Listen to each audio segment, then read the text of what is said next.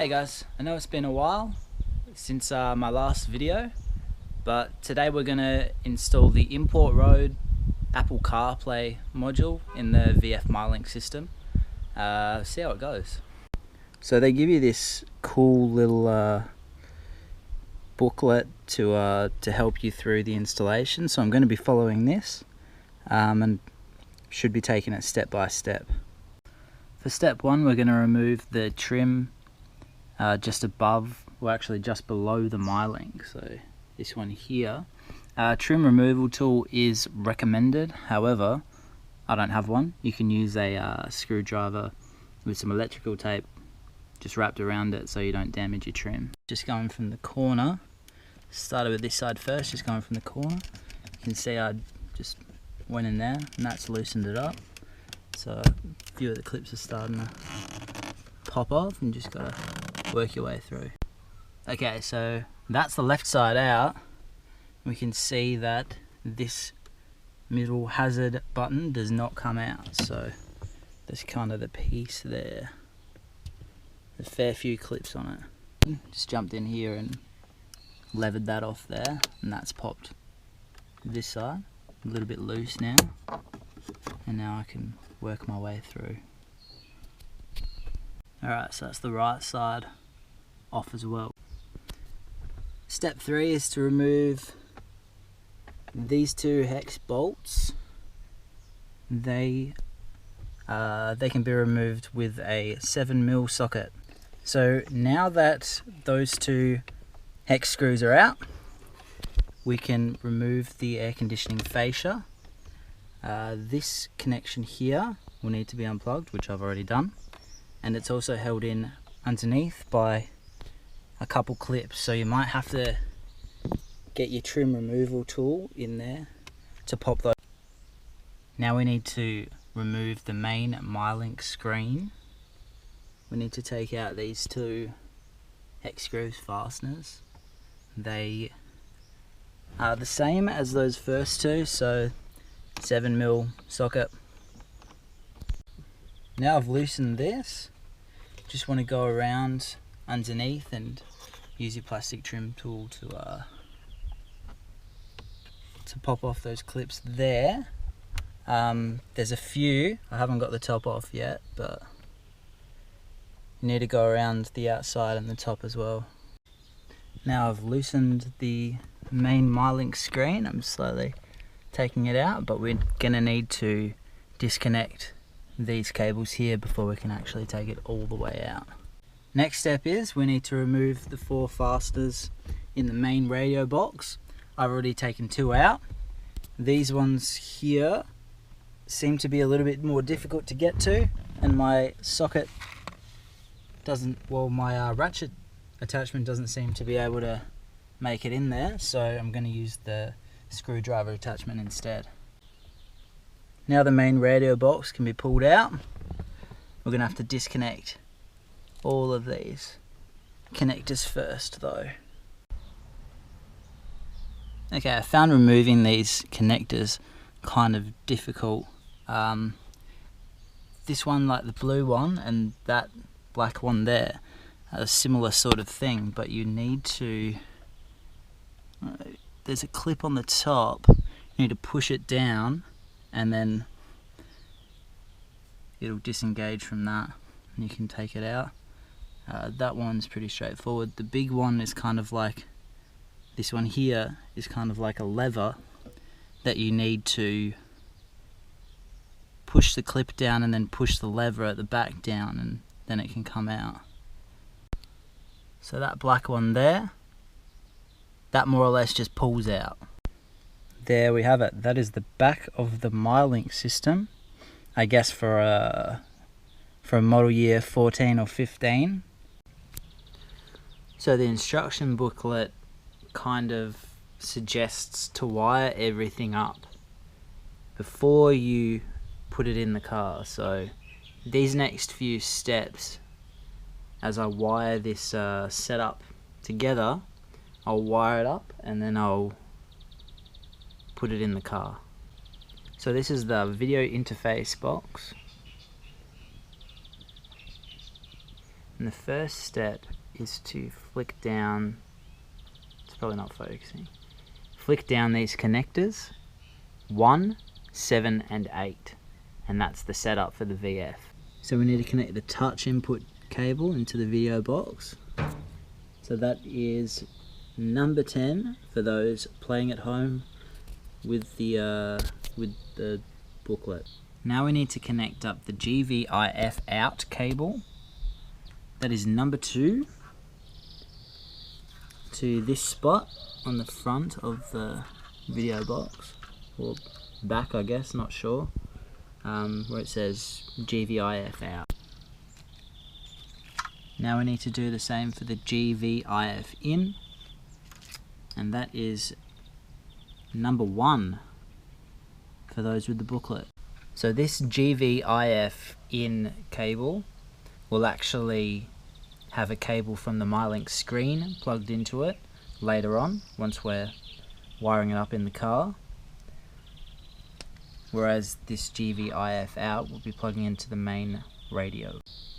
I have here the power loom, I think it's number 5. Anyway, this needs to be connected into the power. This is the CAN pass-through loom, and this one's going to need to be connected into CAN 1. Now for the net play box, we need to connect this power loom into the power. Next, we need to connect this touch video cable into the input slot on the net play box. This is the touch ribbon. It's very delicate, so you need to be very careful with it. 4-pin. It connects from the touch cable of the video box to the touch cable, which is this green one here in the net play box. On the net play box, there's actually a little locking clip, so if you can see, it's kind of this grey bit here. So once you've connected the touch cable, push that in and that should lock the touch cable in place. Next, we're connecting these 2 antennas to the net play box, just on these 2 ports here. Mine are stuck together, so that's 2. Now the HDMI cable needs to be connected to the net play and the video box. Obviously that port there for the net play box, and then for the video box we're going in the one called class. So this port here.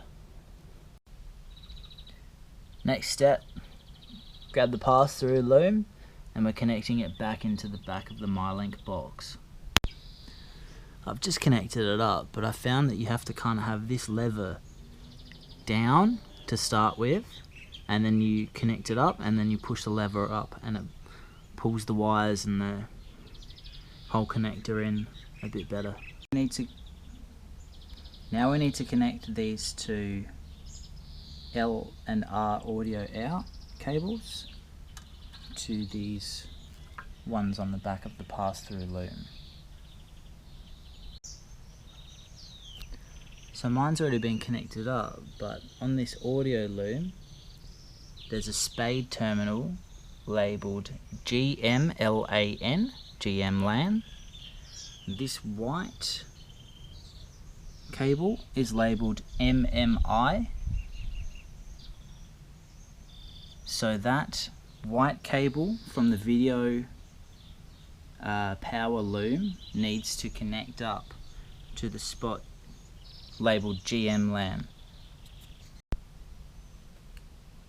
Now we have the CAN pass-through loom, and we want to connect that into the back of the Mylink here. So this is the GVIF out cable from the video box, and that will connect in here. Now we'll plug the mic cable into the mic in on the net play harness. Alright, now we need to take the glove box out to be able to access the DOC connection.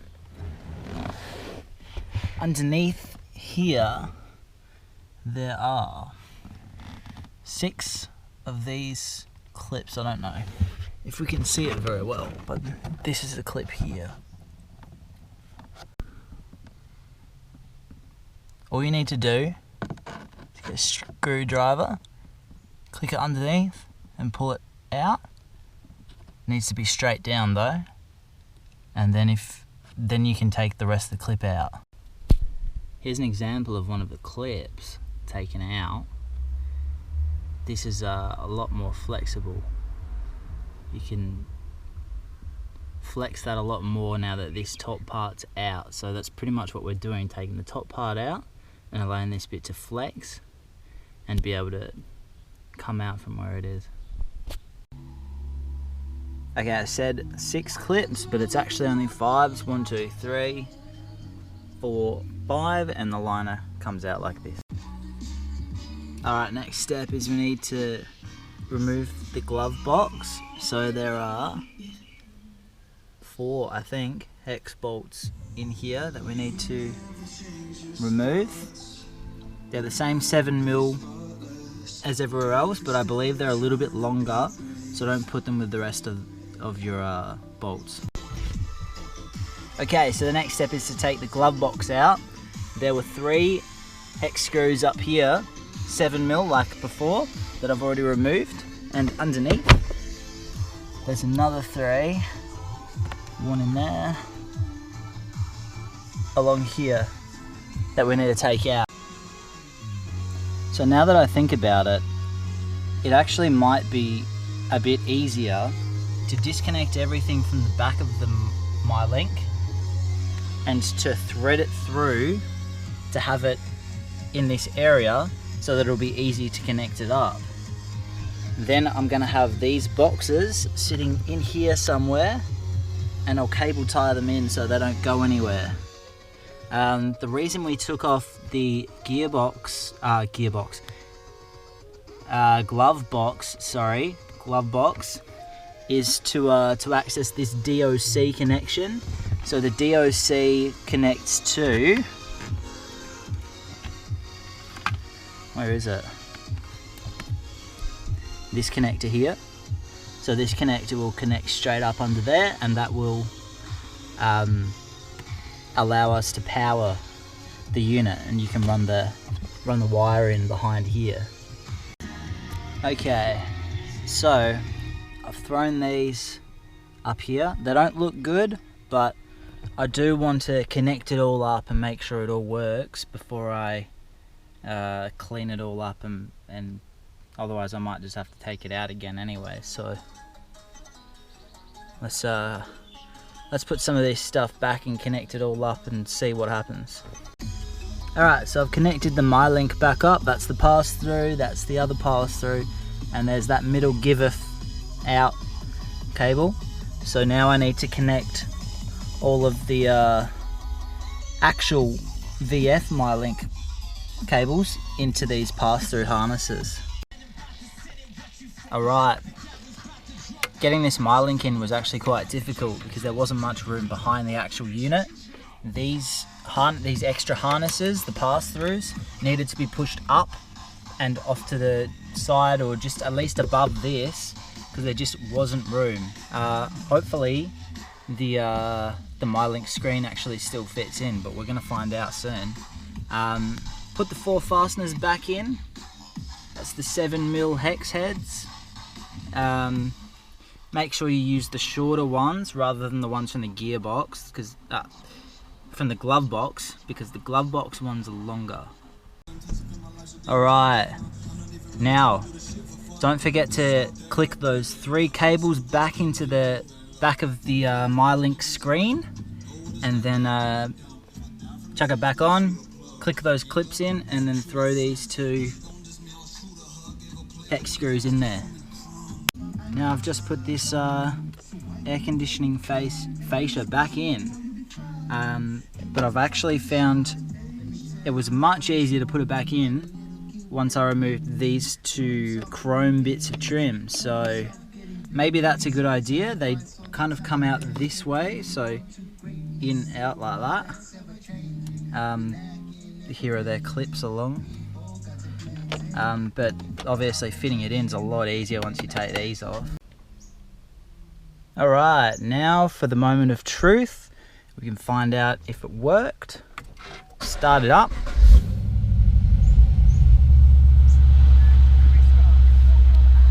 Well, we've got normal Mylink, which is cool. You have to hold the top left of the screen to switch it to the CarPlay Mylink, and that seems to be working. So that is good. It means I can clean up these wires and throw the glove box back in there. Alright, so I've put the glove box back in and I've put the glove box liner back in. Turns out it was only 6 bolts for the glove box because I accidentally undid one for a HVAC conduit. So it's only 6 bolts. Double check that. One of them's relatively nearby. One of the HVAC conduit bolts is relatively nearby, so double check which one you're undoing. There's the liner. It all looks pretty neat now that I've put it back together. I've left these two USB connections just here, just in case I want to connect up directly in. I'm not quite sure how it works yet, on which one I need to connect into. I did a little test run with the wireless connection and that worked alright. So yeah, pretty much got to throw the lining back on and then I'm done. So I think I'll leave you here.